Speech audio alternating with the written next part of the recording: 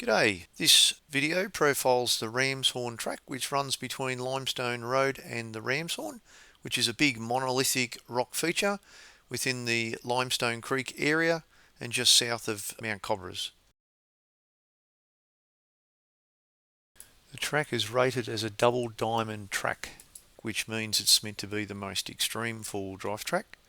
However, I disagree. I think it's just a medium track and maybe at the bottom end of difficult. Here we are leaving Limestone Road and coming onto the track. So the first section of the track is reasonably easy, just a standard old track. However, it does get a little bit more difficult as you go along.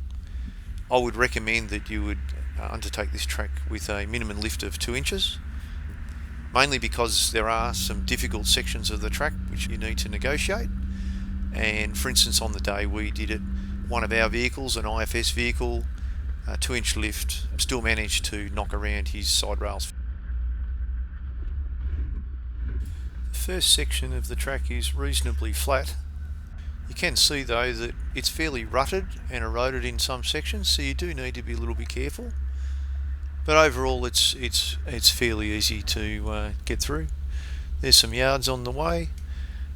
One of the features of the track are these holes with water. There's quite a few of them. We've been through here a couple of times now and they seem to be there permanently, so I think they're just something you need to negotiate. None of them are too deep, so there's nothing to cause any dramas. The track itself is mainly rocky, so you just need to be very careful to dodge the rocks that are poking up here and there, and just to be very careful about picking your lines.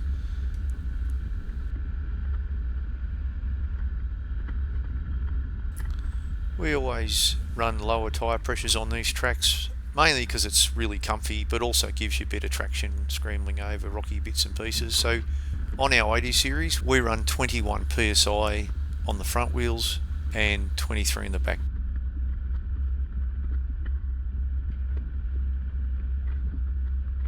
The first section of the track runs along a ridgeline and takes you up onto a very small rise. Before then, you need to saddle, aware of passing other vehicles coming in the other direction. Half of the track that has a few obstacles that need to be negotiated in terms of little rock step ups and a few rutted sections. I presume the track in the past has been in a way worse condition and hence its double diamond rating, but it's no longer the case.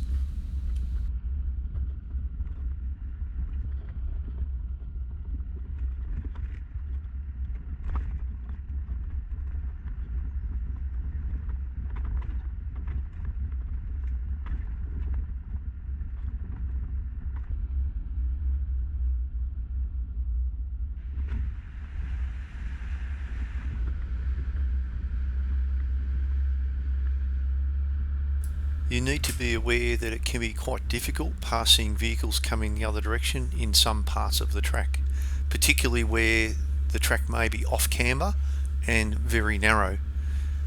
This happened to us in a previous trip where we came across some oncoming vehicles and we had to move off the track, and we ended up having the car on an obscene angle, which I'm pretty sure a lot of people wouldn't be that comfortable doing.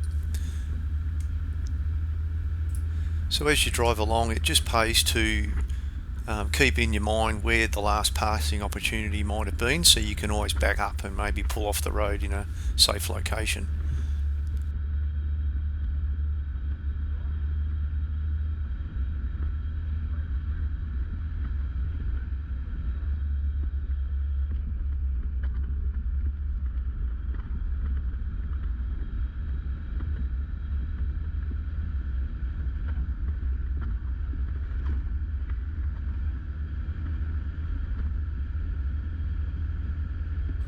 Here we are on the final climb up to the Ramshorn itself. Just a few little rock step ups, a few little ruts here and there. It's nothing too difficult.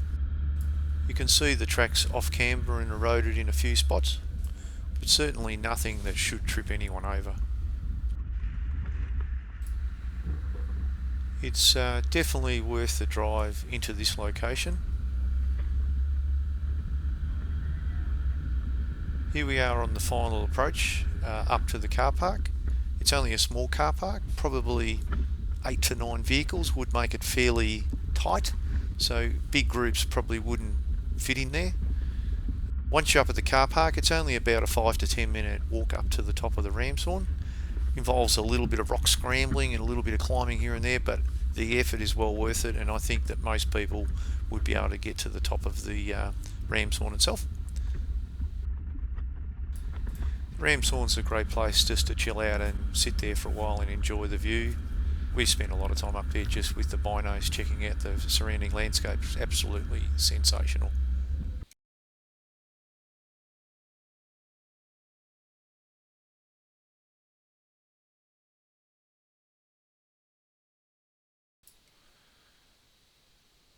And here's the crew that we did the Ramshorn with, and thanks for a great weekend, guys. It was fantastic.